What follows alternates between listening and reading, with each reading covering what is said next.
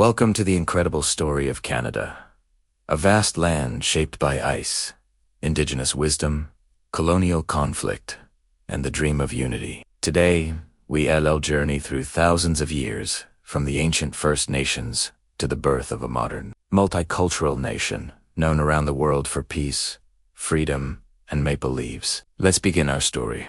Long before Canada was ever called Canada, ancient Canada, the first peoples before European explorers ever set foot here. The land we now call Canada was home to rich and diverse Indigenous civilizations. For over 12,000 years, First Nations, Inuit, and Métis peoples thrived across the region, each with their own languages, traditions, and complex societies. In the Pacific Northwest, powerful nations like the Haida and Tlingit carved majestic totem poles and traded along the coast. On the prairies, the Cree and Blackfoot followed the vast bison herds, shaping their lives around the rhythm of nature. In the Arctic, the Inuit mastered survival in some of the world's harshest climates. Their stories, songs, and spiritual ties to the land formed the first chapter of Canada's long history. European exploration, late 1400s, 1600s, and the late 15th century. European explorers began to arrive. In 1497, John Cabot, sailing for England, reached Newfoundland, claiming it for his king. But the real transformation began with the French. In 1534, Jacques Cartier sailed up the St. Lawrence River, meeting indigenous peoples and claiming the territory for France, calling it Kanata, a word meaning village in the St. Lawrence Iroquoian language. That single word, Kanata, would eventually inspire the name Canada itself. By the early 1600s, Samuel de Champlain founded Quebec City in 1608, laying the foundation for New France. French settlers built towns, traded furs, and developed strong alliances, and sometimes conflicts, with indigenous nations. The battle for North America 1600s to 1763 as the French presence grew. So did the rivalry with the British. Both nations wanted control of the fur trade, fishing routes, and land. The 17th and 18th centuries were marked by a series of wars, part of the larger struggle between European empires. The 7 Years' War 1756–1763 became the decisive conflict. It culminated in 1759 with the Battle of the Plains of Abraham in Quebec City, where British forces defeated the French army. By 1763, under the Treaty of Paris, France ceded nearly all of its North American territories to Britain. From that moment, Canada became a British colony. Colonial Canada and the birth of two nations, 1763 to 1867, after the British victory. Two distinct cultures began to take shape. French-speaking Canadians in Quebec and English-speaking settlers from Britain and the American colonies. When the American Revolution broke out in 1775, thousands of loyalists, Americans who remained loyal to the British Crown, fled north to Canada, doubling the English-speaking population. To manage these differences, Britain passed the Constitutional Act of 1791, dividing the land into Upper Canada, English-speaking Ontario, and Lower Canada, French-speaking Quebec. But tensions continued. Rebellions broke out in 1837 to 38, as both French and English reformers demanded more democracy and self-government. In response, Britain united the two colonies in 1841, forming the province of Canada. Yet, with such vast lands and growing populations, something bigger was brewing: the dream of a united nation. Confederation.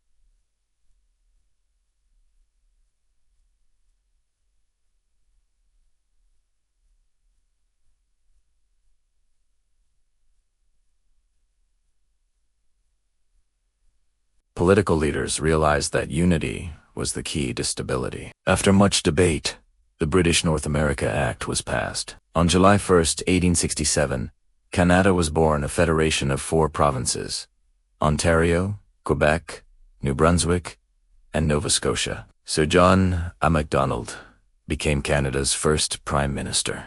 This day, known as Canada Day, marks the official birth of the nation. Over the next decades, more provinces and territories joined, from Manitoba and British Columbia to Saskatchewan, Alberta, and Newfoundland, stretching the country from the Atlantic to the Pacific and eventually to the Arctic. Building the nation late 1800s, early 1900s, the young country expanded rapidly. The Canadian Pacific Railway, completed in 1885, connected east and west, symbolizing unity and progress. However, this expansion also came at a cost. Indigenous peoples were displaced from their lands, and the painful legacy of residential schools began a dark chapter that Canada continues to reconcile with today. At the same time, waves of immigrants arrived from Europe, Asia, and beyond, helping build cities, industries, and a diverse national identity. World Wars and National Identity, 1914 to 1945, and World War I.